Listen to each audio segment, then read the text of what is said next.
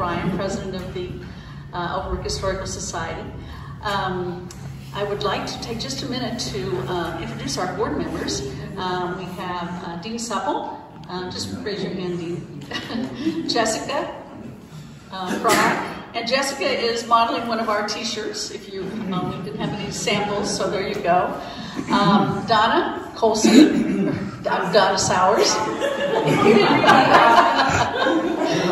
We have Bob Greenfield is here. Patty Colson is one of our pioneer board members, our honorary board members. And we have Patty Cooper and Loretta Warren.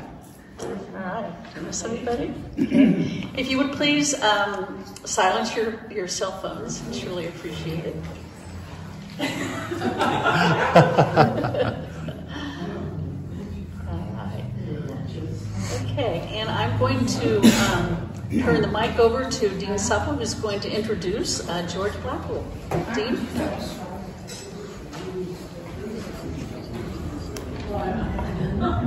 Thank you, Pam. It's a privilege to get up here and introduce our next special series speakers. I became acquainted with George and Mary Ann Blackwood 15 years ago. They bought a farm right next to our farm, joins up to us. We become acquainted with them. And during that period of time, we found out they're very interesting people. They told us that they were going to be building a house at the farm and moving down permanently into the Michigan Valley community from their Lawrence home. So as soon as their house was built, why, they had a little get-together for Diane and I and our two boys and my mom, and they invited us over to their house. And as I walked into their house, I saw all the Native American artifacts and things hanging on the wall and things setting, you know, and I thought that's pretty cool.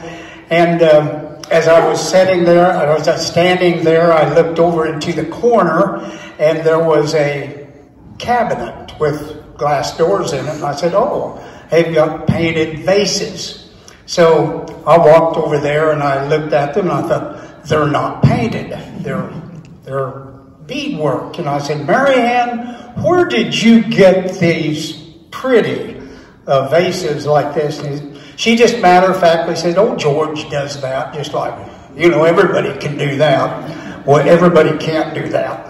So anyway, it's a privilege tonight to introduce George Blackwood. And he's a great neighbor, good friend, and a very gifted artist, George Blackwood.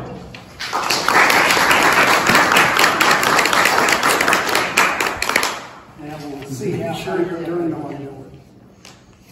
Yeah.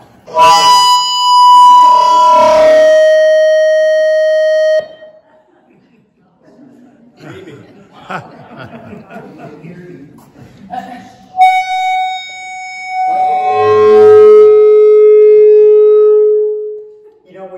There we go. There we go. And it didn't do that. Okay, try it. Yeah. Is it working now? Is it working? Can you all hear me? Yeah. Okay. Does it sound like I'm on speaker? No. It doesn't? It doesn't. I didn't think so. It always works like this when before the meeting everything That's right. works fine and then this. So are we going to try to do this again? Yeah, is it on? Yeah. Okay. It's Yeah. on. You might just have to move it closer. Really? It doesn't sound... There you Oh, go. now it sounds like it's on. Now you're on. Okay. All right, good deal. Okay. I'll stand over here, try to get away from that thing. So, as you know by now, my name's George Blackwood, and I wanted to put my middle name in here, George Isaac Blackwood. I'm going to talk a little bit about family history. That's better. Thanks. Since this is a historical society meeting, I'll give you a little bit of my history, and I hope you all are still awake when I finish. So, anyway, I'm Cherokee, and before Europeans came to North America, Cherokee is a very large tribe, and they still are, but they were located in parts of West Virginia, Kentucky, Tennessee, the Carolinas, Georgia, I think maybe even parts of Alabama. And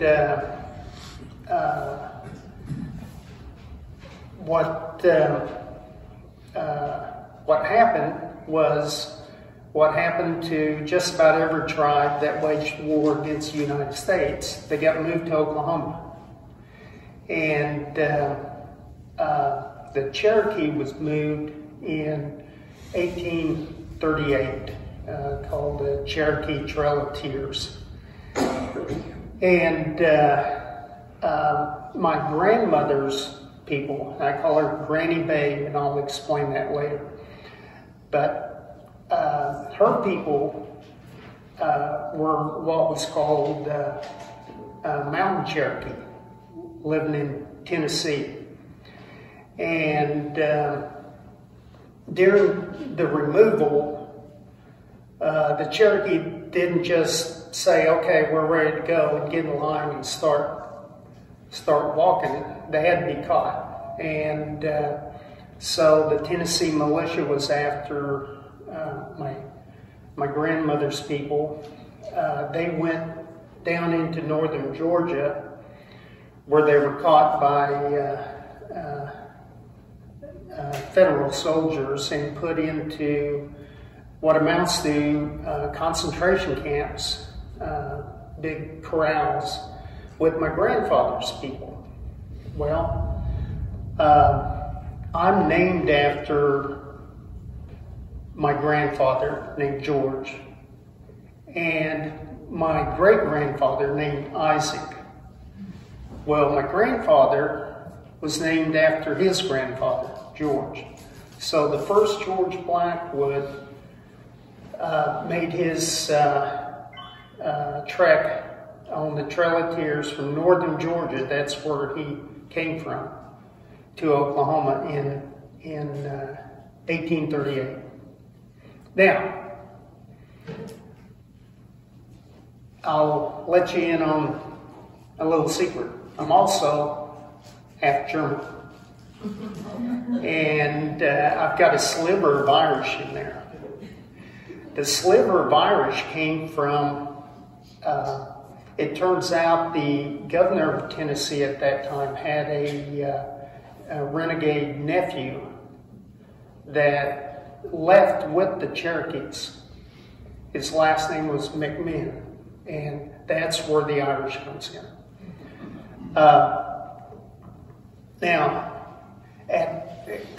what's kind of interesting, it's very interesting to me, there's a lot of coincidences going on at that time. During that year, the Cherokee Trail of Tears, in Hamburg, Germany, actually a small town south of there, this rather well-to-do farmer died, and he left his firstborn son everything.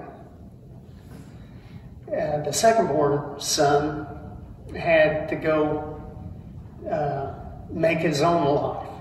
So what happens, and I don't know how long this took to organize, but he took his family and friends, got on a ship and crossed the Atlantic in 1838.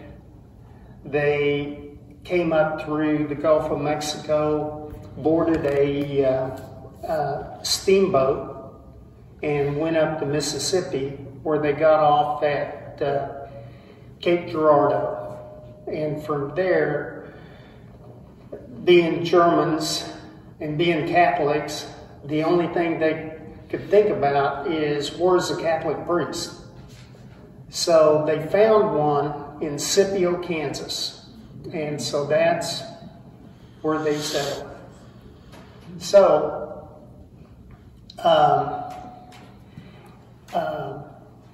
another coincidence is along about that same time is, and I meant to look this up so I look real intelligent, but I forgot. Anyway, this tribe of Indians that lived in Mexico was practicing what today we call the peyote religion. And they taught it to the Lipan Apache and Mescalero Apache across the Rio Grande River. Now, peyote comes from the peyote cactus, which grows down in the Rio Grande desert area on both sides of the river, Mexico and Texas. In that, is it Big Bend that we went to? Yeah, Big Bend National Park, down in that area. So this is my wife, Mary Ann. She, if I get stumped, I'm going to say, what was it? So you better stay sharp.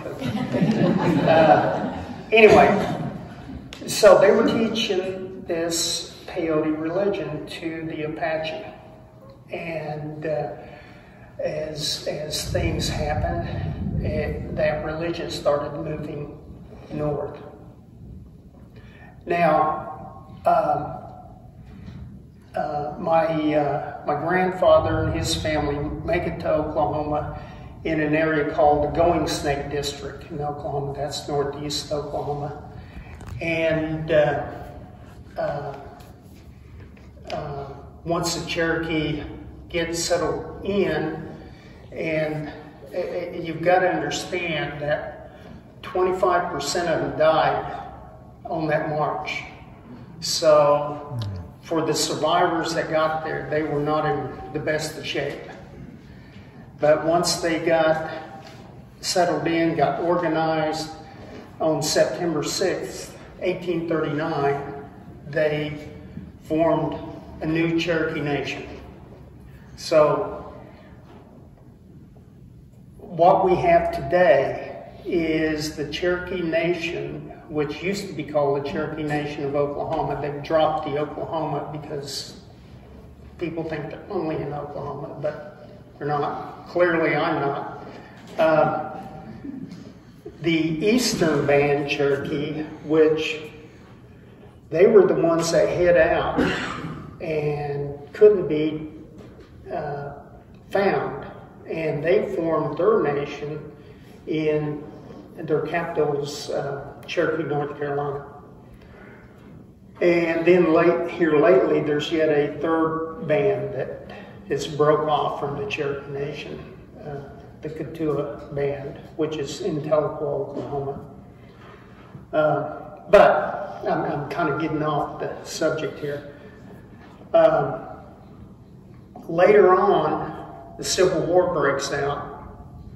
My grandfather's grandfather, George, gets involved in that. He's, I don't know if he joined or was drafted or what, but he ends up in the an all-Cherokee brigade for the Union. Now, it turns out there's also a Cherokee brigade for the Confederates. So they made sure not to fight each other. You know, they fight the white man, but they weren't going to fight each other. So they avoided each other. Now, I'm not sure what battle it was, but George, the original George, gets captured by Confederates and taken back to Georgia. There he's put in a prison called Andersonville. And it must have been a pretty rough place. This part I have not verified, and I'm not sure it's true. I mean, it was handed down by my family, but according to my family, he escaped, and the way he escaped was the guards every night would have the prisoners fight each other, and they bet on it, kind of like cockfights or something. And they weren't supposed to kill each other, but there was a circumstance that my grandfather's grandfather killed his opponent, and in the melee made his escape. Well, when he came back to Oklahoma, he come up with a money-making deal that if he was going to be in this war, he'd make some money off of it. So he gathered up some friends, and they formed a raiding party. And what they would do is raid the Confederate encampment, steal all their horses, and sell it to the Union. And then they would raid a Union encampment, steal their horses, and sell it to Confederates. Now you would think, doing things like that, how long would you live? You know? That old guy lived to be 113 years old. Wow. Marianne and I went to visit his grave. Oh, it's been a while. But his wife also lived to be 106. So they were taking care of themselves.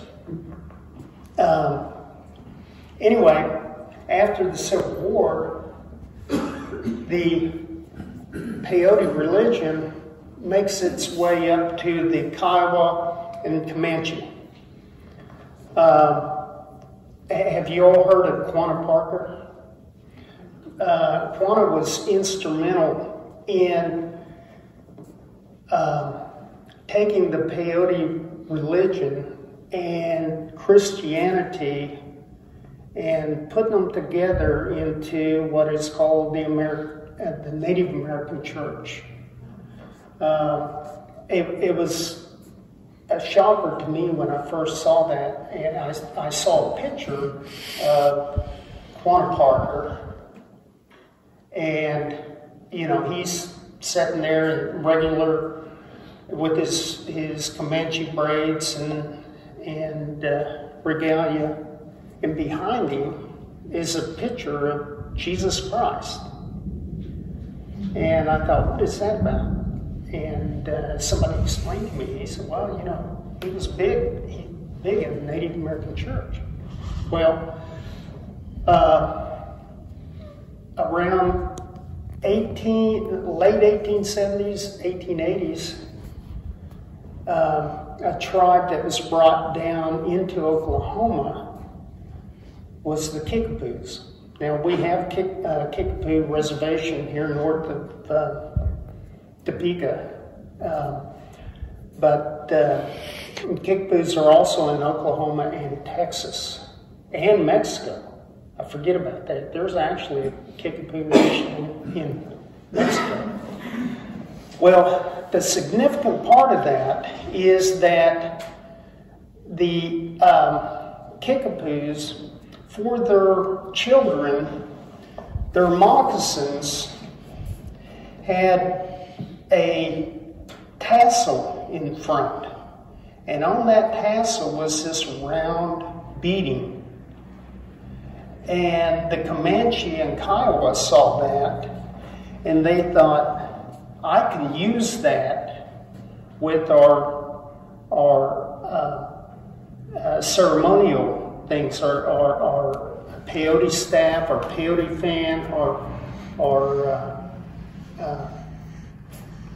rattles, everything that we use for our ceremonies. And they took off with that. So the original, people ask me, you know, who first came up with peyote stitch? Well, it came from the Kickapoo. Had nothing to do with peyote cactus or anything like that. It's just that once it got down into the Comanche Kiowa area, it was used originally to adorn those ornaments. And from there, it spread like wildfire. It went everywhere from the coast of California down to Florida and up into Canada. So everybody that wants to decorate their fans or even walking sticks will do peyote stitch. Now, another name is gourd stitch. Another name is peyote gourd stitch because it's used on gourd brattles a lot. Now, there's a lot of different Native American stitches. And I've got some examples of what is not peyote stitch. You can see this moccasin. The beadwork here is laid flat on the cloth. That is called lazy stitch. Now, it doesn't mean the person who's doing it is lazy. What it means is that they stack the beads in a small stack and they lay it down. It lays down and they tie it in. And so that's where I got the name lazy stitch. These are applique, and they're called something else, I can't remember. Obviously, if you get what I'm showing you, this as opposed to this, which you bead around things, these you don't. Peyote, not peyote. By the way, there is a peyote flat stitch, and it seems to be getting popular, where instead of going around, normally you go around with a bead, you go back and forth. This is, we call it a rosette back home. Now this is peyote here, and this circular is a rosette. So the main reason for me to tell you this is when I first started talking about what I do, the beadwork that I do, people think, oh, Native American beadwork is peyote stitch. No, it's not. Peyote stitch is just one part of it. Now, getting back to my my family history a little bit. I got off on that. Like I said, my grandfather lived to be 113. He had a son named Isaac. Nobody's quite sure what happened to Isaac. Isaac shot a white man because he wouldn't pay him for his horse he sold him. And so he left the country, and nobody really knows what happened to him. His son, George, grew up pretty poor. And when he was young, he wanted to have a date with my grandmother. And so he rode up on a horse and asked her parents if he could have a date. Now, they'd come to the door and he's on this horse, and he said, I would like to take your daughter to a dance. And they're all speaking in Cherokee, of course. And the father, his nickname was Buster, turns to his wife and says, well, shall we let Alice, that was my grandmother's name, shall we let Alice go with this guy? And she says, well, maybe we should ask Alice. Well, before they could, Alice shot through the door, jumped on the back of the horse, kicked them, and away they went. And so that was the start of their marriage. They had 10 kids. My father, his name is Eugene, he was part of twins. He and his sister, they were the second born of that bunch. And my dad couldn't read or write, but he was very good with languages, very good mechanic. He ended up going into World War II, and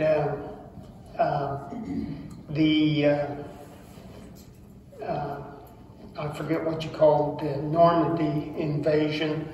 His group actually landed in Belgium, and most of his unit didn't survive, but he did. Anyway, I don't know where they come up with this, but it was decided to put him on reconnaissance. And when Dad was telling me this, I thought, gosh, why don't you just put a target on his back? And he said, no, you don't understand. That's the best thing for me, because I wasn't fitting into Army life that well anyway. And so I was my own man. I'd go behind enemy lines, find out where they're at, come back, tell them, how many tanks, how much artillery, and he said that was the best way for me to get through the war. And what's interesting is in the process he learned French and German, and so they would get him to go catch German prisoners who had got away. And I asked him, I'm a little 10-year-old, and I'm watching these Army shows, and I said, Dad, did you kill any of them? And what a stupid thing to... Did he answer that? And he said, no, I didn't. And he said, I can speak German. I just told him, I'm with the U.S. Army, and I've got you, and it's time to come back. And I said, is that it? He said, yeah. And they came back. He said, the only one person I had to pull my gun on, but I still got him back. Anyway, Dad gets out of the war and comes back, and perhaps he's not fitting in that well at home anymore. And he got into bootlegging liquor. So he was doing that, and my Granny Babe was getting concerned about it. And she told his brothers, he had a brother older and a brother younger, the three of them kind of ran together. They said, when you go to California, they were going to do lumberjack work. Take him with you. So they did. Well, it turned out that my mother's family, their farm had failed in Scipio. And so they leased another farm which failed. And so the father went to California. And once he got work and got settled in, he got the rest of his family to come.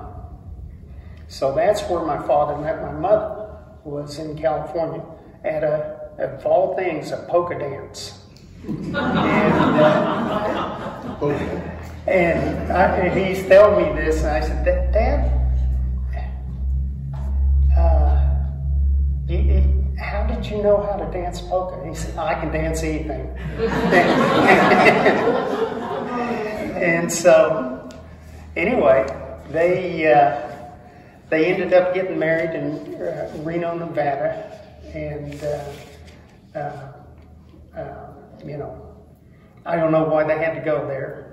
Maybe it wasn't approved for them to get married in California, but they got married there. I was born in California, and they moved me back to Oklahoma as a toddler. And that's when I met Granny Babe. And she was doing beadwork. And I was always fascinated with that. Now, she did not teach me peyote stitch, but she taught me how to handle beads. As a matter of fact, my main job was to pick up the beads as she spilled them on the floor. But another thing that I just loved, we would go to 2 different bead stores, one in Stillwell, Oklahoma, the other was in Tehilco, Oklahoma, and buy beads. And she'd always take me with her, and she'd have me pick out the beads. And she'd buy what I picked out. And but I think I must have looked at her beadwork and thought, I like those colors, so I kept getting what she liked too. But she was the first one to get me into beadwork. Now, later on, I got someone to show me how to do peyote stitch. And I'm going to move to my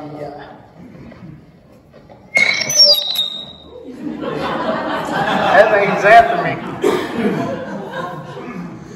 I won't cross in front of that.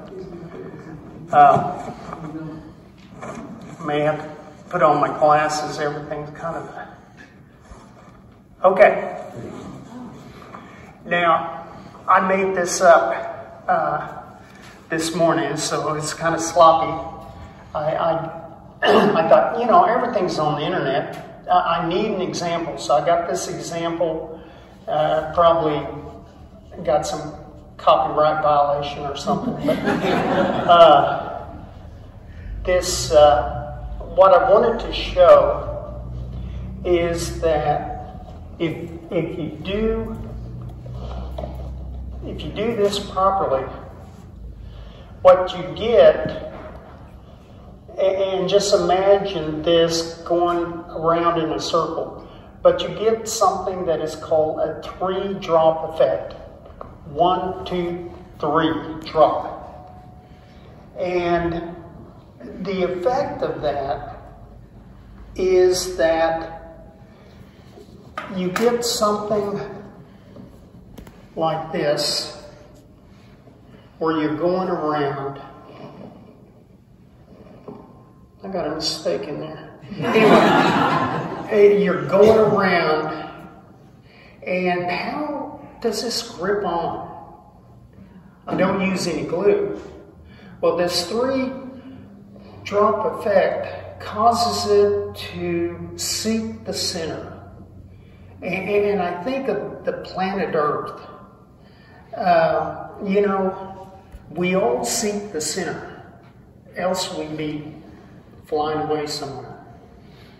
And that's the way the beads do. That's the effect that it gives. It makes it want to seek this core center. The other part of this is, if I flip this upside down, you really wouldn't tell the difference. And in peyote, there's a saying, there is no up, there is no down. There's no beginning, no end. And so when you finish, you can see, you know, there's no beginning, no end. And the stitch is the same. Now, you may think I'm crazy, but when I'm doing this beadwork, most of the time I've got it upside down doing my beadwork. I like to go down instead of up. And you get used to seeing things upside down. Now the other thing before I move on is, if you notice, I've got a lot of animals in here. I got tired of the plain old geometric designs. Peyote stitch, basic peyote stitch, I wish I had a pointer, is you've got a vertical line, what I call a grain, and then opposite of the grain effect. So you can have 3 different directions for straight lines. Well, I got tired of that. So I started exploring and changing a few things, and I used those to kind of compensate and come up with these animal figures that don't fit a geometric design. But if you look close, they are geometric. Now, I wonder if I do it this way. I'll try to remember to do it that way.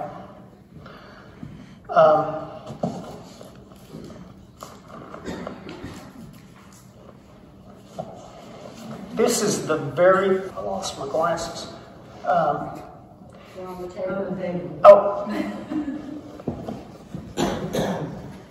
This, actually, if you look close, is not that 3-drop thing. And I had all kinds of trouble. It was so loose. It was as loose as my shirt. And you can see I didn't come up with anything that creative as far as design anyway. But I started cheating. I wrapped some tape under it to kind of blow it out a little bit. And I thought, this is not working. Well, I was doing something called 2-drop. 2-drop is where you got to beat here, up, down, up, down, up, down. It'll never tighten. It will never seek the center. And it took me a while to learn that. This is another 2-drop, but this is where I started experimenting with doing something that was non-geometric.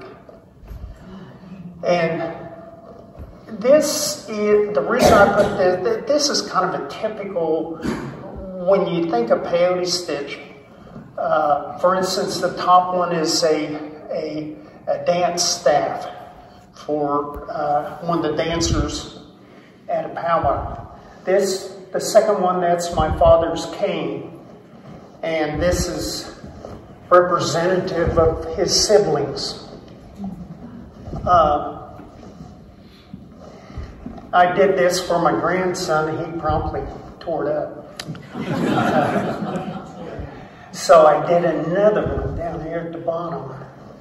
It was a little harder to tear up. It's still with us.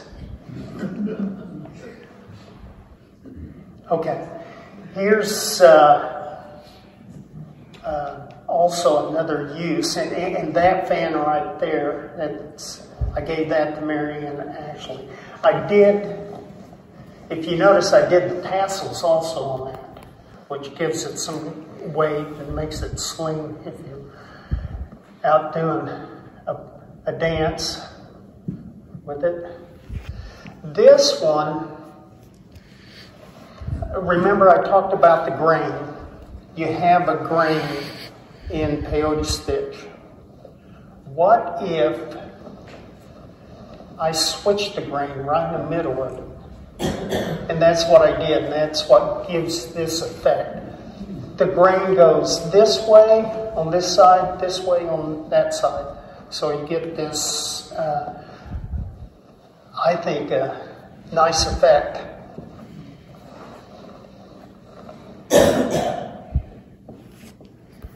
By the way, if you're counting slides, I'm on 7 of 19. I used to do that when I was bored. I'd go to these presentations, and and I could tell I was going to be bored. First thing I'd do is find out how many slides there were so I could count and say, okay, we're halfway done. I think I can make it. I did these for our nieces, and they danced at powwows when they were younger. These are red-tailed hawk wings that dried out. Once I got it all dried and preserved, carved out a piece of wood and hollowed out the center, put it in there, and just put some kind of epoxy glue. I forget exactly what I used. And then did this. Now, you get the tassels in, you get toward the bottom, and you just bore a hole in it and glue the tassels in. And then when you beat around it, the beads help hold that too. So that's how that works. Some of those you've seen. Again, I wish I'd never sold any of my stuff. I did. Marion and I went to New York City at a show that was, it was the Smithsonian, but it was Smithsonian branch in New York City. I didn't know they had one. And so we took these, and this, by the way, this is a cookie jar. I bought it for $1, I think. I don't know what. It had the lid broke, but I liked the shape. Bought that. This was actually sitting in a pile. I think they're going to throw it away. We were down in New Mexico, and it's a pot. I forget what tribe made it, but they had burnt. This right here was burnt and had a little crack in it. And again, I like the shape, so I picked that up for hardly anything. Anyway, before we shipped these, the Smithsonian required that we get someone to, what they call it? Appraisal. So this appraised at 30 grand. This appraised at 35 grand. And the reason is the beads are half the size of those. So I should have put them together. Anyway, they're very small beads, and I was proud as punch on that. But I'm glad I didn't sell them. This I did for my son. It's called hunting salmon. Actually, it's called red bear hunting salmon. You see the bear, obviously, that what most people miss is the salmon on the bottom. By the way, all these have names. I'm kind of racing through some of that. I'll go back. And some of this, I don't even remember the names. This is Coyotes Watching. I've got little coyote tracks and things. You don't see the coyote, but Coyotes Watching. This is In Good Relations. This is Hunting Party with the dragonflies. And I forgot these others. I don't know what they are. That's the bottom of that, which you see. This is Dancing Lizards. And that's what was in that publication there. And, I said before, no beginning, no end, no up, no down. This illustrates this because this is the same design of this lizard as that lizard. And you can go either direction with it. And I wish I hadn't sold that, but I may use that design again. This is Buffalo Cornfield. It's one of those that somebody asked me if I've talked before, and I said, well, I did a talk for first graders the first time I ever did this, and they picked out the buffaloes in blue. They picked out the buffaloes so quick. I was amazed. Usually people can't tell that's buffalo, but it's Buffalo Cornfield. How am I doing on time? probably way over. And this just really illustrates the lid there. I really enjoyed doing this piece. Now, I've got to say, if you think of a rotation as gripping, where do you start? Well, here's a better example. You start at the widest point, because if you start here and it's gripping, it's actually going to curl up, and you'll constantly be fighting it. You'll never get that taken care of. So this piece, I had to start on the rim, which was a balancing act.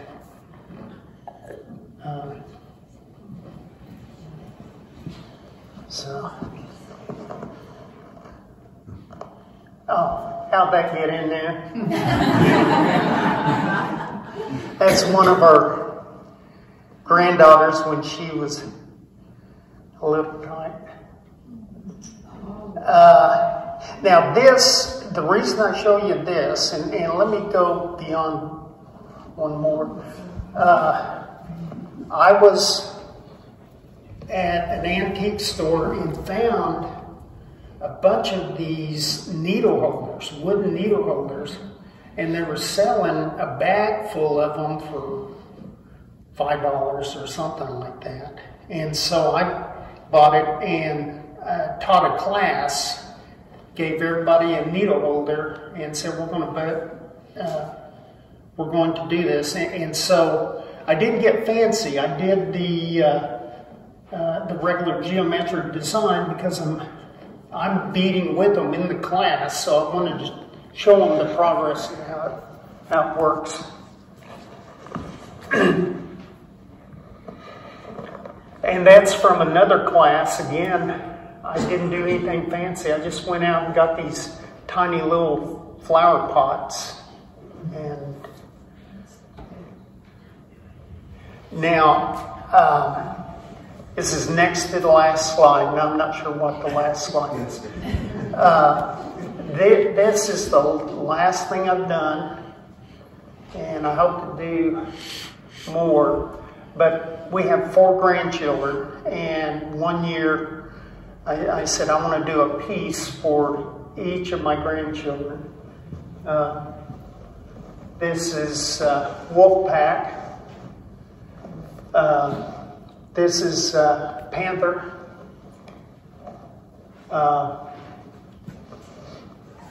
This is not actually named it, but that's Buffalo Herd, and of course these are hummingbirds.